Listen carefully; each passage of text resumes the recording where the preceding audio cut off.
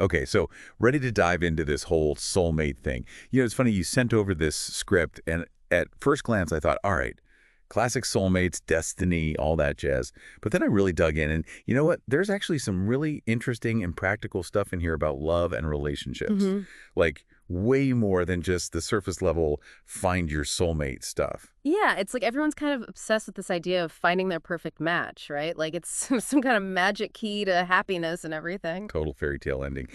But what struck me about this script is it actually shies away from that a little. It talks about love being this bond that you build together Yeah. based on trust and really accepting each other, not just like a feeling you get. And that's actually a really important distinction to make. When psychologists talk about love, they talk about passionate love and companionate love, and those are two very different things. Okay, so passionate love, that's like the fireworks, right? Yeah. The initial crazy chemistry, can't keep your hands off each other kind of thing. Exactly. Passionate love is intense, don't get me wrong, but it's also like temporary. It's not really built to last on its own. So that's where companionate love comes in. Right. Companionate love is more about that deep connection you build over time. Trust, shared values, really knowing each other inside and out. That kind of love, that's what goes the distance. It's like the difference between a quick fling and a lifelong marriage, isn't it? Yeah, and there's research to back that up too. Couples who really focus on building that companionate love, they're actually more likely to stay together long term. Makes you think about relationships a little differently, doesn't it? And speaking of building something strong, the source talks a lot about self-love being so important. It's like you have to love yourself before you can really love someone else. It's not just some cheesy self-help thing either. Have you ever heard of attachment theory? Because it actually plays a big role here. Yeah, it's about how we connect with other people, right? Like the patterns we have in relationships. Totally. And a big part of that is how securely attached we are to ourselves. So someone who's really secure, they're cool with intimacy, but they're also independent. They don't need someone else to complete them. You know what I mean? They're already a whole pizza, not looking for a missing slice. Exactly. Okay, but for someone listening who's like, all right, but what does that even look like in real life? How do I know if I have that self-love thing figured out? Well, it's going to be different for everyone, but think about it like this. Are you able to set healthy boundaries in your relationships? Do you prioritize your own needs without feeling bad about it? It's about recognizing your worth, right? Not settling for less than you deserve. And you know what else is interesting? The source talks about recognizing unhealthy relationship patterns, too. Oh, yeah, we've all got those. Like how we keep repeating the same things, going for the same kind of person over and over, even when it doesn't work out. Okay, so here's the thing about those patterns, figuring out why you're stuck in them is where things get really interesting. For example, let's say you're always drawn to emotionally unavailable people, right? Been there. So what if that's coming from your childhood? Maybe you had a parent who was emotionally distant, and now you're subconsciously trying to recreate that to somehow fix it. Whoa. Okay, so it's not just about being like, oh, I always go for the bad boys. It's about understanding why you're drawn to them in the first place. Exactly. And that kind of self-awareness, that's huge. It can be a game changer for actually breaking those patterns. So we've talked about self-love and those relationship patterns we get stuck in. But let's be real, this script you sent, it's got a pretty mystical side too, right? Like straight up attracting your soulmate. Yeah, it's all in there. Knowing what you want, visualizing it, putting it out there to the universe. It's interesting how much this idea resonates with people. I mean, who doesn't love a little magic, right? No. But I gotta say, sometimes this whole soulmate thing feels like you need like a crystal ball and a personal astrologer just to figure it out. And that's where I think it's important to be careful. These techniques like visualization and stuff, they can be really helpful, but only if you're using them to actually reflect on yourself and grow.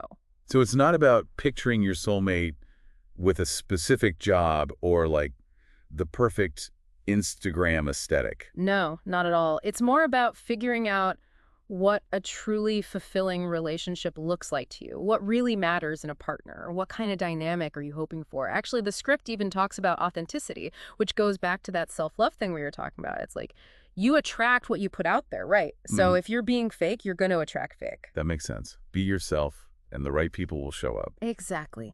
Being your most authentic self, that's where the real magic is, you ask me. It takes courage to be vulnerable and let your true self shine through, but it's so worth it. Love that. Okay, but let's say, hypothetically speaking, you're totally on board with this whole soulmate thing. You've done the work, and bam, you found them. what happens next. Because the script ends with this advice about nurturing the connection. Stuff like communication, respect, keeping things fun, which honestly seems pretty standard for any relationship, right?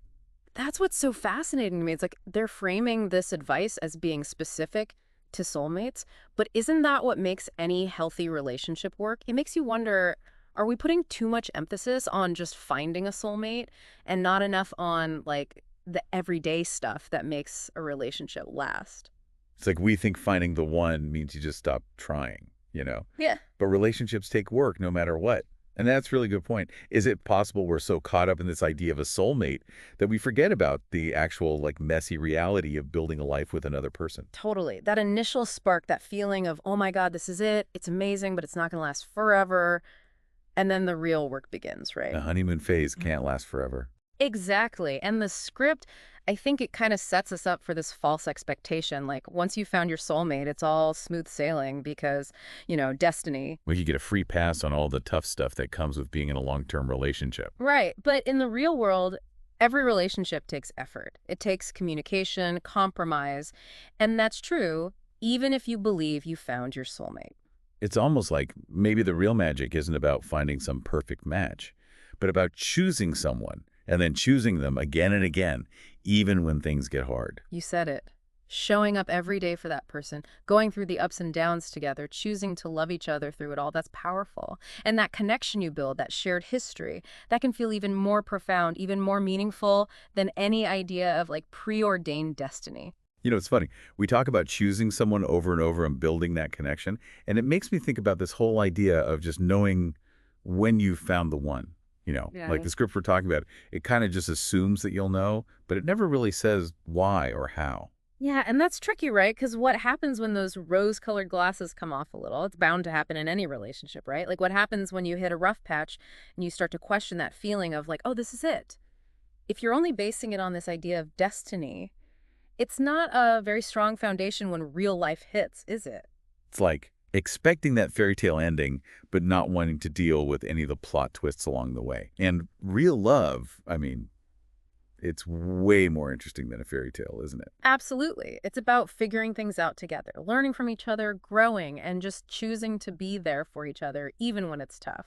And honestly, making that choice to love someone through all their flaws and all the messy stuff, that might even be more powerful than just stumbling upon some perfect match. 100%. Think about it. You're choosing to build something real, to show up for that person day after day. And those are choices.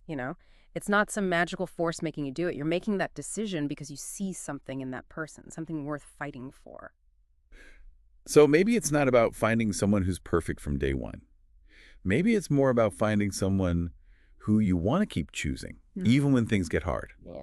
And you build that love together over time through all the ups and downs. And that's what makes it so special, that shared history, that willingness to go through the trenches together and come out stronger. It's like you create this bond that's even stronger because you went through the fire and came out the other side. It's like your own love story, one that you write together, chapter by chapter. So whether you're out there searching for your soulmate or you're already building a life with someone you love, here's something to think about.